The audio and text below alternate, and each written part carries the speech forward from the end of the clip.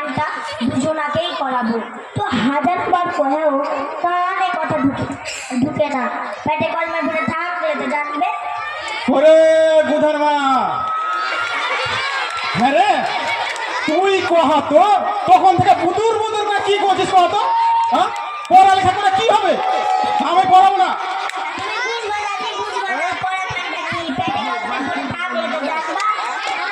আমি বুঝি না মানে তুই কহা তো এই পাড়াই কত আয়ো বিয়ে পড়া পরে দুয়ারে সবাই খেতে পারেছে। আমি আমার ছেলে মেয়েকে পড়াবো না, ওই পরে দুয়ারে খাটাবো না। হ্যাঁ ঠিক বুঝার আব্বা, ওনাকে মেলে দিতে একটা কথা কইব ভাবছিল জি। শালা রাগখানটাকে সাথে উঠেবে, আমি বাংলা ভাল্লুকে হ্যাঁ যে কথা কোনো কবিতা কহা ওরা ঢং করিস না। কি করে ছেলেটা ভালোই গল্প করে দিদি খানটা পড়তে পারছে যে হাতে লাগা গেল খুবই পছন্দ। ওগুলো আমি বুঝি না, তুই কি বুঝিস কহা? না আমি বলছিল কি করে বিভাগ দিদি দুটাকে ওই রাইট ইসলামিক স্কুলে ভর্তি করে দাও না জি।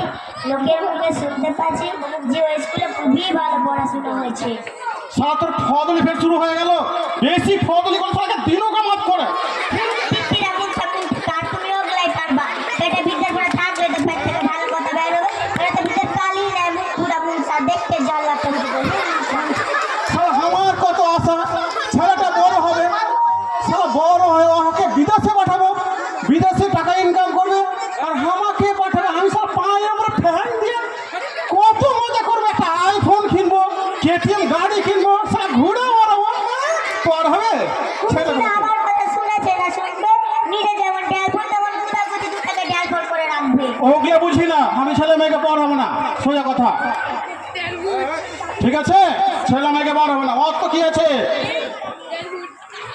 তো শোন, আমার ছেলে মেয়ে মূর্খ থাকুক কিন্তু পড়াবো না, বুঝতে পারলি?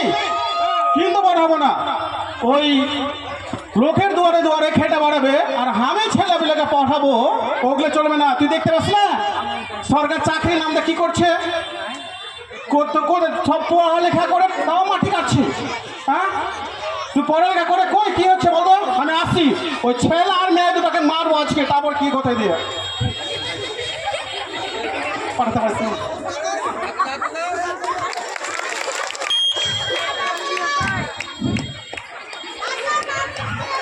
বেশি স্কুল স্কুল করিস না, তোরাকে না তোরাকে একদম প্রণাম করে দিব। কিছু কইস না রে, তোরা মূর্খ থাকে কই লাভ হবে না, কি করবি কহা? আল্লাহ তোকে মূর্খ জ্ঞান করে ঘরে পাঠালছে।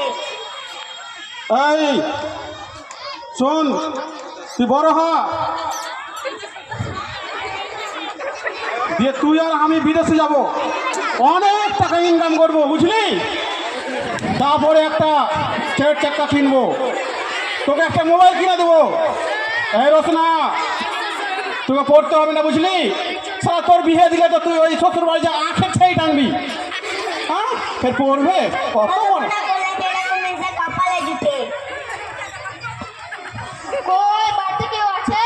কে হে তুই? হে আমি ওই বিদ্যালয়ের মাস্টার, চিনতে পারছেন? ও মাস্টার মাস্টার মাস্টার, আচ্ছা আসে এসে মাস্টার এসে কি করেছিল? একটা মাস্টার শুনে কি করে কথা কইতে হয় তাও জানে না, পেটে ভিতরে থাকলে তো জানবে মিনছে। কি আপনার ছেলে মেয়ে বয়স 6 বছর হয়েছে, তবু স্কুলে পাঠাননি? ওগুলো আমি বুঝি না যে মাস্টার, আমার ছেলে মেয়েকে স্কুলে পাঠাবো না, তুমি চলে যাও।